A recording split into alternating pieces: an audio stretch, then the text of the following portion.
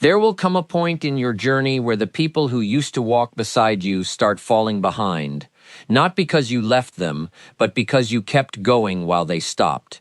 This is one of the loneliest truths about growth that nobody prepares you for. Nobody tells you that becoming the person you're capable of becoming often means walking a stretch of the road by yourself, without the comfort of company, without applause, without someone beside you who fully understands what you're building. Today, we're going to talk about why that solitude isn't something to fear, and why walking alone for a season is often the exact price required to build a life worth living. Most people are never taught to separate loneliness from solitude, so they treat the two as the same thing, and they avoid solitude entirely because it feels like loneliness. But they are not the same. Loneliness is the ache of wanting connection and not having it. Solitude is a choice, the deliberate decision to spend time with your own thoughts, your own goals, your own discipline, without needing anyone else's validation to keep moving forward. Solitude is where clarity gets built. It's where you finally hear your own voice clearly enough to know what you actually want, separate from what everyone around you expects, approves of, or finds comfortable.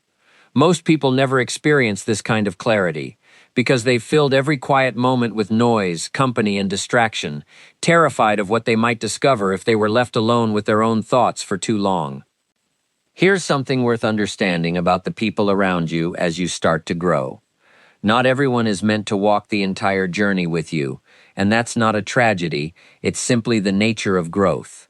Some people were meant to be in your life for a season, teaching you something, supporting you through a particular chapter, and then their role in your story naturally ends, even if the relationship itself doesn't end dramatically.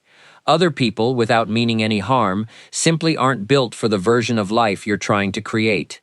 They're comfortable where they are, and your growth, even when you never ask them to change alongside you, can feel like a quiet challenge to their own choices. This often creates distance, not because of conflict, but because growth naturally separates people who are moving at different speeds and in different directions. This is one of the hardest parts of building yourself, accepting that some relationships will change, or fade, or end entirely as a direct consequence of your own growth, and that this isn't something you did wrong. You didn't abandon anyone by choosing discipline over comfort. You didn't betray anyone by refusing to stay small so that others could feel comfortable around you. But people grow apart constantly throughout life, and pretending that staying exactly the same forever is somehow more loyal or more loving is a trap that keeps far too many people stuck, sacrificing their own potential to preserve relationships that were never meant to last their entire lifetime in the first place. Walking alone doesn't mean isolating yourself from everyone, and it's important not to confuse the two. It means being willing to make decisions, pursue goals, and hold standards that other people around you might not understand or agree with, without needing their permission or approval before you act. Most people wait for consensus before making a move. They wait for others to validate the decision, to confirm it's a good idea, to reassure them they're not making a mistake. But the moment you require unanimous approval before taking action, you've handed your decisions over to people whose opinions were never actually qualified to make that call in the first place, simply because they were close to you. There's a specific kind of courage required to build something meaningful while the people around you don't yet understand what you're doing or why you're doing it. Nobody sees the vision the way you see it, at least not at the beginning. They see the sacrifice, the late nights, the money not spent on things they'd spend it on, the invitations declined, the discipline that looks excessive from the outside because they haven't experienced the internal reason driving it. This gap between what you see and what they see is exactly why the early stages of any meaningful pursuit tend to feel so isolating. You're operating on a vision that hasn't produced visible proof yet, and until it does, most people around you will simply not understand why you're making the choices you're making. This is precisely where most people quit. Not because the work itself became too difficult, but because the isolation of pursuing something others don't understand became too uncomfortable to bear. Humans are wired for belonging, and going against the grain of your environment, even for good reason, creates a kind of social discomfort that feels almost as intense as physical pain. It's genuinely hard to keep choosing a path that makes you feel disconnected from the people closest to you, even when you know, logically, that the path is right. This is why walking alone requires more than motivation. It requires a level of internal conviction strong enough to withstand the discomfort of not being fully understood, at least for a while. But here's what almost nobody tells you about this season of walking alone. It doesn't last forever, and it isn't meant to. As you build yourself, as your discipline compounds, as your results eventually become visible, something interesting happens. You start to attract different people. Not because you went looking for them, but because who you've become naturally draws a different kind of person toward you. People operating at the level you've grown into. People who understand the discipline because they practice it themselves. People who don't need convincing because they're already walking a similar road. The season of walking alone isn't a permanent sentence. It's a filtering process, quietly separating the relationships that were built around your old self from the relationships that will eventually be built around the person you're actually becoming. There's also something important to understand about the value of the time you spend alone during this season, beyond just the discomfort of it. Solitude is where real self-examination happens. It's where you finally get honest about your habits, your excuses, your fears, without anyone else's opinion clouding the process. It's where you develop the internal discipline that no amount of external accountability can replace, because you're learning to hold yourself to a standard even when nobody's watching, nobody's checking in, and nobody would ever know if you quietly let the standard slip.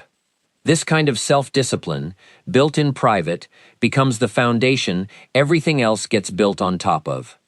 People who never spend meaningful time alone with themselves often never develop this foundation because they've always had someone else's presence to lean on instead of building their own internal strength. It's worth being honest about something else too. Walking alone doesn't mean you'll never feel doubt during this process. You will. There will be days where the isolation feels heavier than the goal feels worth it. Days where you genuinely wonder whether you're building something meaningful or just isolating yourself for nothing. This doubt isn't a sign you're on the wrong path. It's simply part of walking a path that hasn't been fully validated yet, either by results or by the people around you. The difference between people who eventually build something real and people who abandon the path during this doubt isn't the absence of doubt, it's the willingness to keep walking despite it, trusting the process even when the process hasn't proven itself yet. So what does building yourself actually require, practically, during this season? It requires becoming comfortable with your own company, instead of constantly seeking distraction or validation from the people around you. It requires making decisions based on your own standards and vision, instead of waiting for consensus that may never come. It requires accepting that some relationships will naturally fall away as you grow, without treating that as evidence you did something wrong. It requires developing the internal discipline to hold yourself accountable in private, without needing anyone else to check whether you're keeping your own promises. And it requires trusting that this season of solitude is temporary, a filtering process, rather than a permanent sentence, even when it doesn't feel temporary while you're in the middle of it. Walking alone isn't a punishment, and it isn't a sign that something has gone wrong in your life. It's often a sign that something is finally going right, that you've stopped waiting for permission, stopped needing unanimous approval, and started building the life you actually want, instead of the life that was easiest to explain to everyone around you. The people who eventually build something meaningful almost always walked through a season like this. Not because they wanted to be alone, but because building themselves required a level of focus and conviction that most company would have only diluted. So if you're in that season right now, if the road feels quieter than it used to, if the people who once understood you seem farther away, if the isolation feels heavier some days than the goal feels worth it, understand that this isn't the end of your story. It's often the exact chapter where the real building happens. Walk it fully, Build yourself completely, and trust that the people meant to walk beside the person you're becoming are still ahead of you, waiting at a point further down the road than you've reached yet.